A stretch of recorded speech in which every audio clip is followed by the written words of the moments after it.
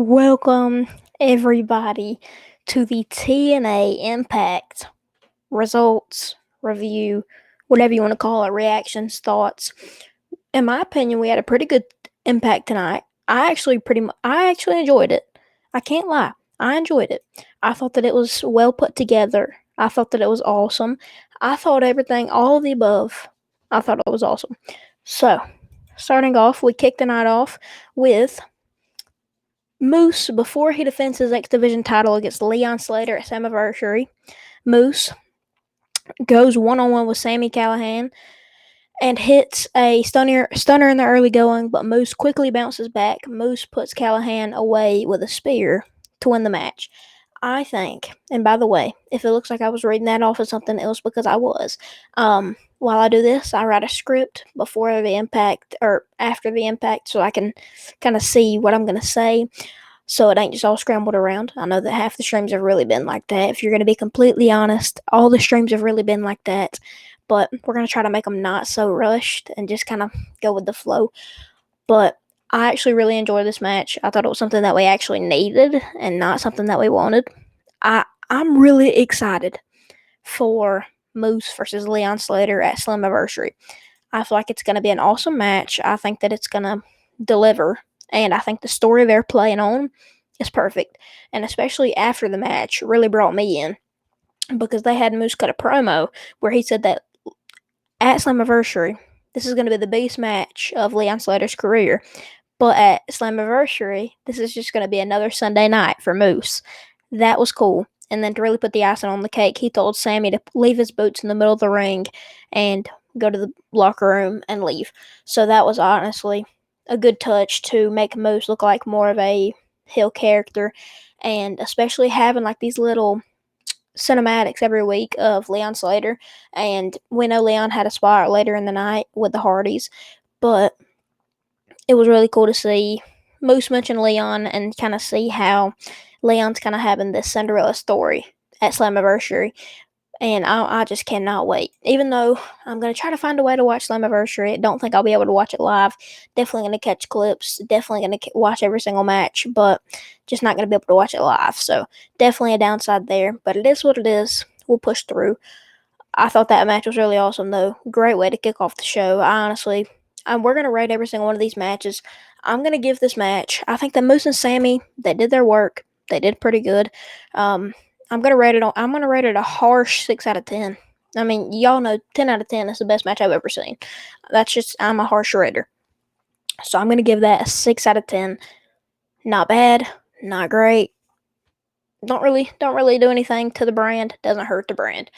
Next up, we had a match that was advertised on the card that was Order 4 versus the System.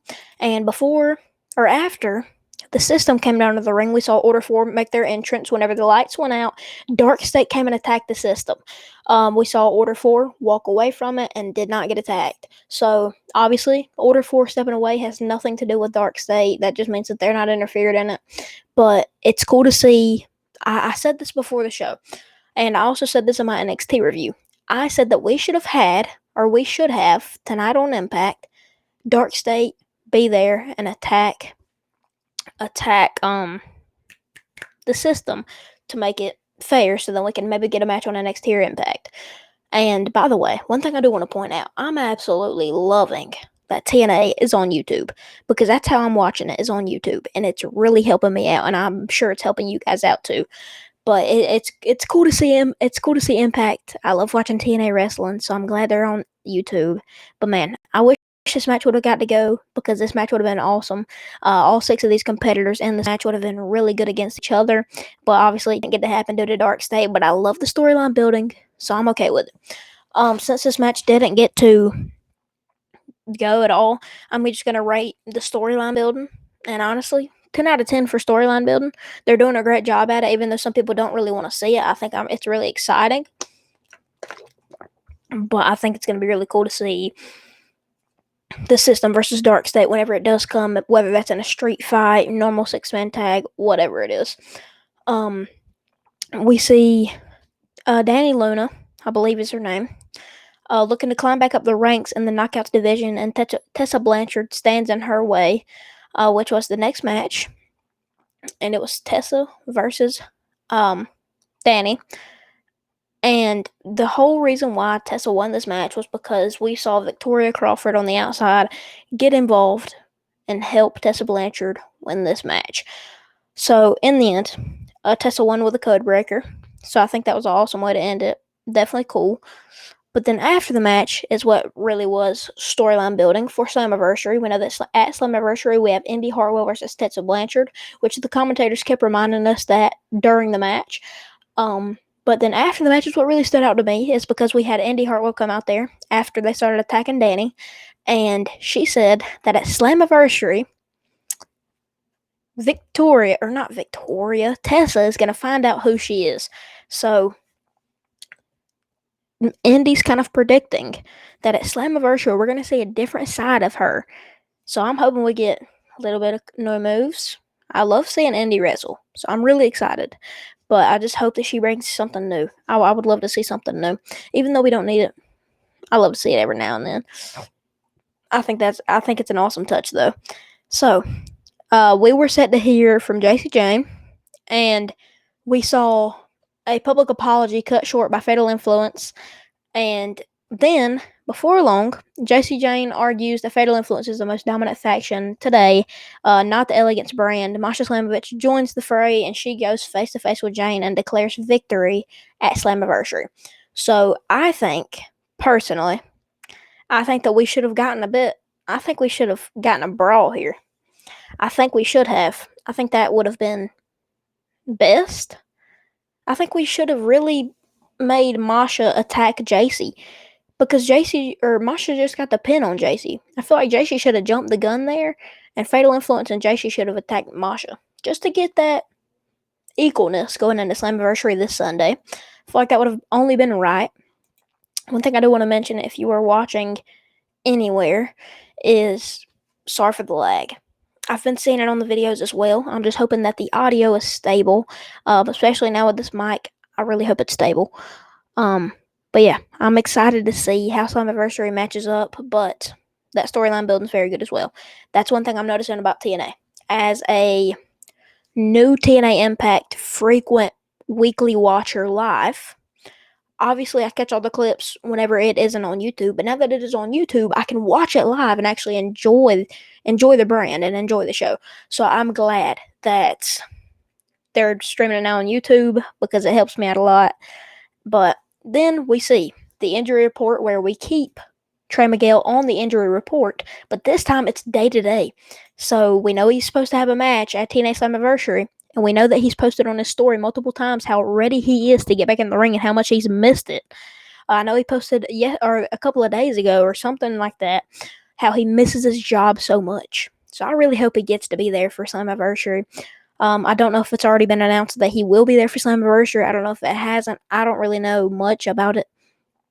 But as the Northern Armory tries to expose the hometown man's identity, Judas steps up to him in a singles competition. Travis Williams calls at the hometown mask from ringside. The hometown man dives from the ropes to take him out before putting Icarus away with a sliced bread. I think that the hometown man thing, I'm not personally a fan of it, but it's obviously kind of a funny gimmick to some people just because of who we think is under the mask. But I love things like this because especially you're kind of seeing it in the WWE right now with the El Grande Americano angle, where every week you're wondering who's under the mask this week. And I know that it's been, what is his name, Cody Deaner? Let me make sure I'm saying that right. Yeah. So people are thinking it's Cody Deaner. So, I mean, obviously it looks like him a lot, but I think it's so cool how we're having these type of gimmicks in wrestling a lot right now. It's cool to see, truly, because I think that it's a ongoing question every week of who is under the mask this time. And right now, it's most lively with the El Grande Americano stuff as we're seeing what I think is Ludwig. And I'm going to keep I'm not going to try to joke around on these podcasts. I'm going to give my true thoughts. And I mean, it's obviously Ludwig under that mask. But with Chad being out, they're most likely going to switch it from Ludwig to Julius Creed to whatever.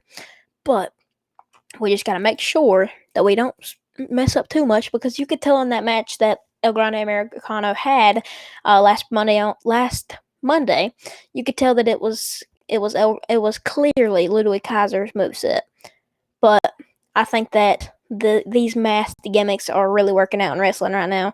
You even see it sometimes on the indies with MJF attack and Mystico. You see it a lot, but obviously half the time they unmask. This post has been made for Fourth Rope, says TNA Wrestling, and we get another Enzo Amore Fourth Rope promotion. They post as well, who do you think will step up to Steve Macklin for the TNA International Championship? That's honestly a good question. But then we see Matt Cardona in action, and I already thought something fishy was going to go down here.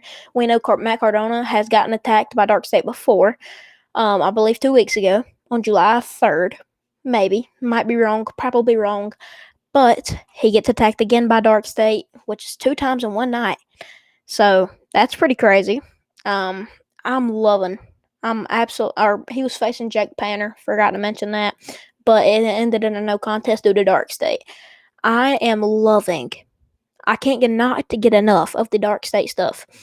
The way they're just mobbing everybody makes it so believable. With Saquon Sugars acting the way he does, Osiris Griffin acting the way he does, I feel like that the only person that doesn't stand out, I really can't even think of his name off the top of my head.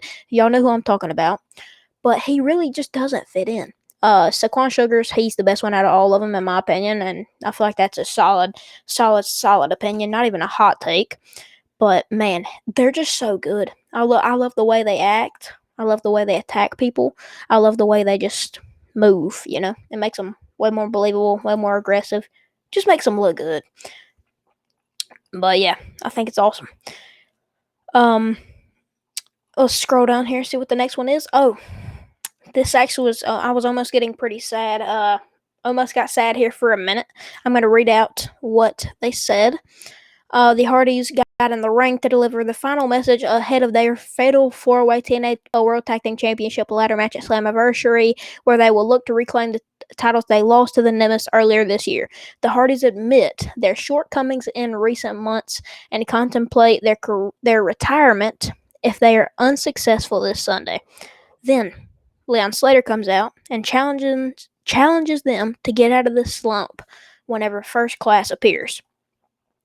So First Class talks about how they're the best tag team, blah, blah, blah, and how that the Hardys were still doing crazy crap whenever KC wasn't even born and AJ was like 10. Then the war of words continues as the Nemeths join the fray. A brawl breaks out with the Rascals getting involved as well. The Hardys clear the ring with a ladder to stand tall.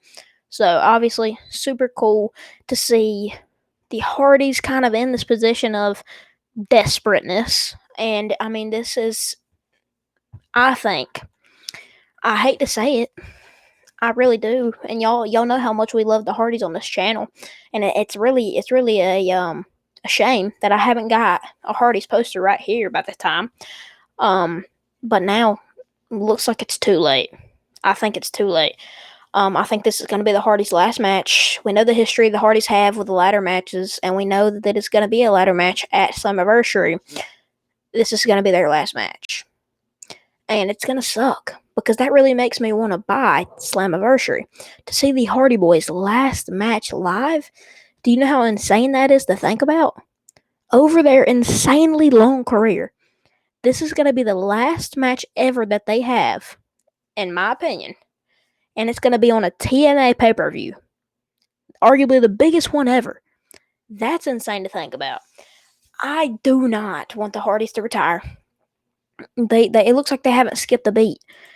But man, I just really, really, really hope that it's a false alarm and we keep it going for another couple of years.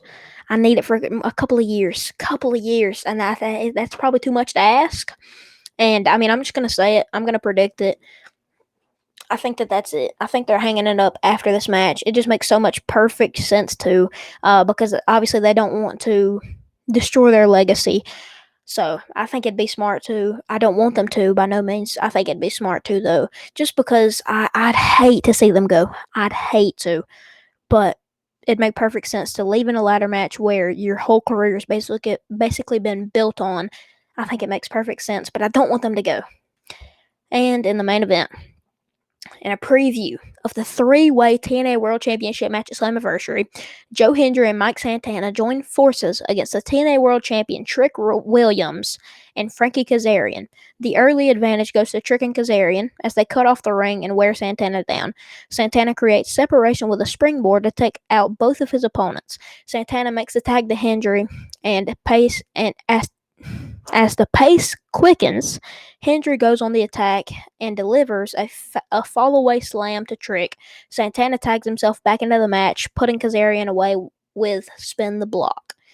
I love how they done this because obviously Mike Santana ended up pinning Frankie Kazarian, and that's obviously the best decision we could have possibly done there. So I love it. I love everything about this, dude. I absolutely love it.